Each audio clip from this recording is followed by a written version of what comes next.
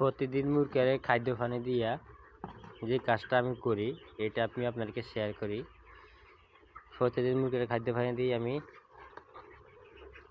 এই যে ভুসিগুলো ভিজা ভুসি এগুলা ফালা দিই।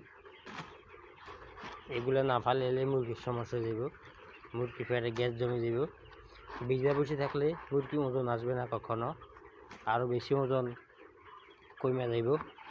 তো এই জন্য আমি ভিজা ভুসিগুলা এইভাবে বেলচা দিয়া ফালা দিই সবসময়, মানে সবসময় পালাই প্রতিদিন সকালবেলা।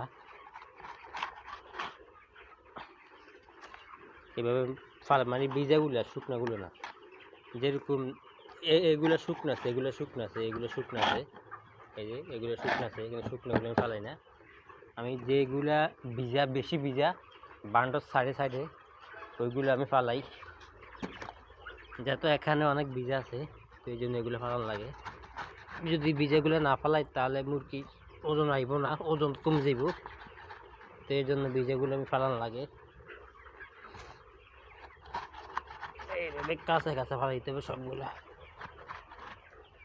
এগুলা মুরগি লাগে ক্ষতি বেশি, ভিজা ভুসি থাকলে মুরগি লাগে ক্ষতি বেশি। এই বান্ডর সাইডের ভুসিগুলা এভাবে ফালাইতে হবে।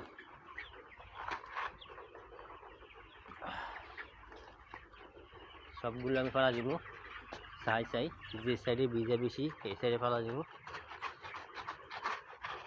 এই বান্ডর সাইডটি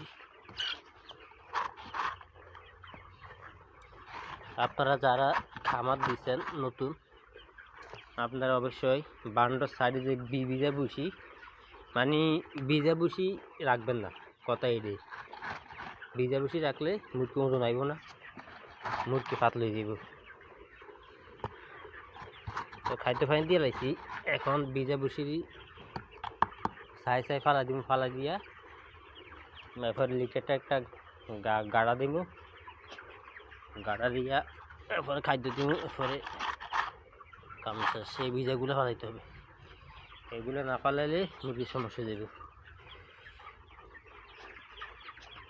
এখনো মনে ভিজা আছে, এই দেখছেন শাক, এই শাকগুলো ভিজা, এগুলা সবগুলো ফালাইতে হবে টোয়া জানা আছে। এই শাকগুলো ফালাইতে হবে। কালকেও ফালাইছি, প্রতিদিন আমি ফালাই সকালবেলা ঘুম থেকে উঠে খাইতে ভাই দিয়া শাকগুলো ফালাই দিই।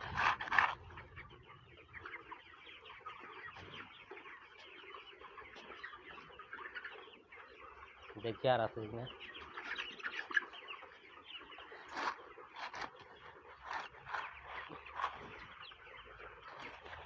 ইন্ডিয়া শুকনো আছে, ইন্ডিয়া লাগবে, ইন্ডিয়া শুকনো আছে, মানে যে সাইডে ভিজা ওই সাইডে ফালাইতে হবে, যাতে ইন্ডিয়া শুকনো, ইন্ডিয়া লাগবে না।